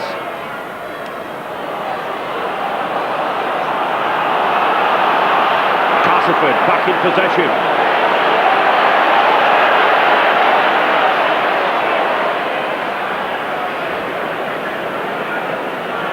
I think these players now, especially the forwards, Ross, very, very tired, waiting for the final hooter. Well, you can see there's quite a few of them standing around. It's been a forward tussle all the way through. The two back lines really haven't taken each other on. It's been the big six against the big six. And they've certainly covered a lot of ground. Castleford still moving that ball around, sweeping it out. Oh, almost the interception from Dennis Betts. Betts almost swooped in there, and certainly one of the fastest forwards in world rugby. If he just managed to get on the end of that pass, that probably could have been a try. So the ball into Big Ford. Blackmore.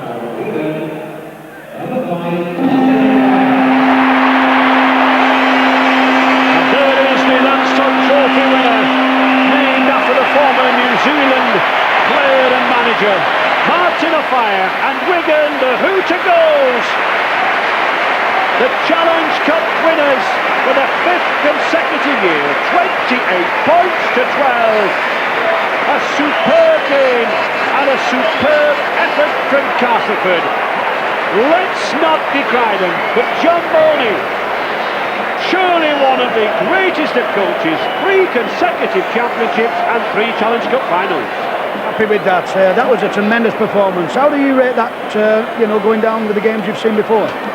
Well, I from a coaching point of view, it wasn't a great performance, but you accept any performance at Wembley on Challenge Cup Day, and we're winners again, and I'm very pleased. Come on, John, give us a smile. 5 in a row. That's a lovely smile. I haven't been counting. Well, I'll tell you something. I mean, a lot of teams will be hoping that they don't draw you next year in the first round. Oh, well, next year we'll have to win it again. And Martin Offiah, how much is that £440,000? Has it been worth it? Well, he's a great player in his own right. We've put him into a very good football team, so all things add up to a champion side. Well, he's improving as a player. He makes tries, he scores tries. Well, you've got to be able to do the lot to play in this Wigan team. We don't accept anybody that can just run the football. They've got to be able to pass, tackle, and know the tactics of the game. So he's fitted in very well. I'm very happy with him. So I think tonight a little bit of a celebration. The champagne will be flowing. Might have a little bit of Moe tonight. Well done. Thank you very much, John. Thank you. Thank you. Well, a happy, smiling John Boney, and as might well he be. Delighted Wigan side. But let's have consolations and commiserations for a very, very good effort from Castleford. Certainly this Wigan side must rank as one of the greatest of rugby league sides. Lee Crooks having a word with his players, consoling them. Good team spirit, and there's Martin O'Fire, the Lance Todd Trophy winner, only the second wingman in the history of the Man of the Match awards. I well remember Len Colleen, the South African wingman for St Helens in '61, and now Martin O'Fire. And I think perhaps, Ross, not so much for his 2 tries, but that try-saving one when he just tipped the ball over the dead ball line when Castleford really were threatening. Yes, at that stage of the game, Castleford were back in it. They were putting pressure on Wigan in several areas, and Martin raced to the try line and pushed that ball dead. And, you know, it did save Wigan a lot of pressure. But not only that, the man was tackling around the legs, and every time anyone from Wigan looked like making a break, Martin O'Fire bobbed up. He may have not got the ball all the time, but he put himself in a position to receive it. And I think that's one of the reasons why he's received the award. Yes, Wigan youngster Dennis Betts, only 21 years of age, a great professional, delighted, waving to family and friends, great pride at having won. Smith and Anderson can feel proud as well, and so can Darrell van der Velde. A lot of good coaching there, a lot of good technique. They worked hard, but the best just was not quite good enough. And certainly the loss of Crooks and Anderson, the telling factor. Neil Cowie, plucked from almost obscurity with Rochdale Hornets. Now, within 12 months, a Cup Winners' Medal, and in 2 weeks' time, jetting on the plane down under. And Andy Gregory, a dead leg, made him not have his usual Wembley extravaganza. Dean Bell, a hard act to follow in Ellery Hanley, a skipper. The third Kiwi at Central Park to receive the trophy, follows in the footsteps of Cess Bamford and Graham West, and an inspirational leader this season as Wigan extend the record-breaking feats. 5th consecutive Wembley, the 22nd Cup final appearance, and a record 13th Cup win, the 12th here at Wembley. Truly a great skipper and one of the greatest of all sides. To receive the trophy from the Earl of Derby, the 1992 Silk Cup Challenge Cup. That's what 36 clubs set out for way back in January. That's what hundreds of amateur teams set out for way back in September. First presented way back the turn of the century to Batley. Steve Hampson, Sean Edwards set the wheels in motion with that early try.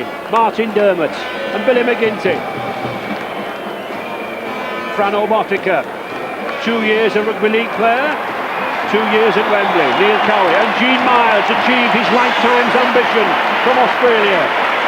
Martin O'Fire always wanted to appear in a Challenge Cup final. Andy Platt, a regular here now, and Andy Gregory could almost put a mobile home or a caravan on here. He's very rarely away from the place.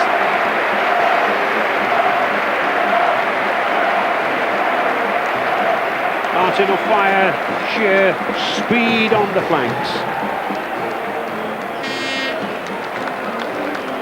Andy Gregory just receiving the accolades, and I think a few... Well, Dean, we've got a very, very happy Dean Bell. I did say to you at Bolton in the semi-final that you would be lifting this trophy up. Well, I mean, I don't take anything for granted. I mean, we had to work hard today. We didn't play particularly well, but full credit to Castleford, who gave us a great game. But people like Martin O'Fire, I mean, he couldn't dream about being at Wembley and winning the Lance Todd in his first year with Wigan. That's right. I mean, he was a great acquisition to our team, and you know, but it was a team effort today, and you know, everybody contributed well. Yes, because there was a few problems before the game. Greg's had a few minor knocks, and he must have picked 1 or 2 other knocks up. That's right. I mean, I don't think Dennis Betts trained with us all week, so you know, we had a few little knocks, but I mean, full credit to the guys the way they performed today. Yeah, and you've got to feel sorry for Castleford because they've not played that bad, have they? No, they played well, but I mean, you know, when you're up a great team against a great team like ours, I mean, you have to perform exceptionally well. They did that, but they just couldn't live with us on the day. So, Dean, you're making this like a regular occurrence. You come back year after year. Can you make it 6 in a row next year? Well, I mean, after the first time, we didn't think we'd be back again, but, you know, here we are 5 times again, so I don't see why not. Well, surely you're a very, very good side. I think that a lot of people have enjoyed your type of football, and I hope you keep it up in the future. Thanks very much, Alice. Thanks, team. Wigan players perhaps a little tired after a very, very long season. Alec, I believe you've got Frano Botica with you. Yes, I've got a very happy Frano Botica. Frano, this must be a great occasion for you. Yeah, it is fantastic. Obviously, we had a taste of it last year, and it was great to come back again. And your goal kicking, I mean, it seems to be going better and better. How do you keep doing it? Well, I don't know, actually. I went down and had about 20 kicks yesterday and got about 3, so I made up for it today, thank God. You know what they say, you kick them on the day, that's what counts. That's definitely right. Well, you've had a great day, and surely at Wembley now, are you getting kind of used to the idea of coming to Wembley? Yeah, well, I love playing here. The surface is brilliant, the crowd, the atmosphere is great, and I've got no problems at all playing here. Well, Frano, thank you very much indeed. Thank you. And Ray Stubbs with Martin O'Fire. Martin, congratulations. Now you've got the Challenge Cup. Yeah, you know, we got what we came for. You know, the team that was to win. Whether we won by 1 point or a few, we didn't care as long as we got the cup, and that's what we did. And the Man of the Match award too. Your 2 tries in the first half. You got a great start.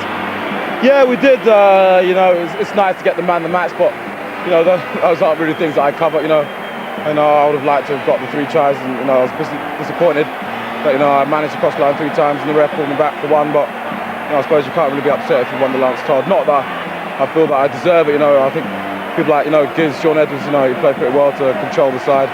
Especially after Andy Gregory went off, he had it was all on his shoulders really, and all credit to Cass, they came back fighting, but we held on. And when they came back fighting, it was your pace that saved the try in the second half. Yeah, well, I didn't do too much else. I've got to give credit to the big 6 or 7 forwards that were powering it away up front. I didn't have that much to do really. You came here to win things. Now you have the Challenge Cup. The Wigan machine rolls on. Yeah, well, it does roll on, but it's due to a lot of hard work, and from the directors down to the backroom staff. And I'd just like to take this opportunity to thank Maurice Lindsay really. He gave me a chance to get back into rugby. He invested a lot of money in me, the Wigan directors, and I'm thankful for them. And if this is a small bit, paying them back, then I'm only too grateful. Congratulations, you and your teammates. A lot of honour. Yeah, thanks so much. So the Wigan side with that trophy once again. Amazing example of consistency and application, and the question just has to be asked, which team can beat them? Which team can get here to Wembley and beat Wigan? And there we see Martin O'Fire, 2 tries, Edwards 1 try, that takes him up to 40. Steve Hampson coming in, a consolation possibly for being only on the substitutes bench. And what a goal-kicking display from Frano Botica. 2 or 3 from the touchline, Lydon filling in with the drop goals. But I think if there was a turning point in that game, as Martin O'Fire brought out there in his interview, it was that try-saving dive that punched the ball over the line when Castleford were coming in. 28 points to 12 for Wigan.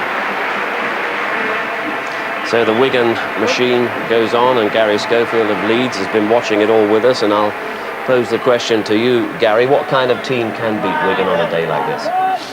Well, I think most Rugby League sides are very envious of Wigan, and they've got all the top players, and at the moment, Steve, there's no players available for anybody to compete with Wigan unless they go to Australia, New Zealand and import. But all credit to Wigan, they don't get sick of Wembley, and I'm sure their minds will be on hopefully making it for the 6th consecutive time next season.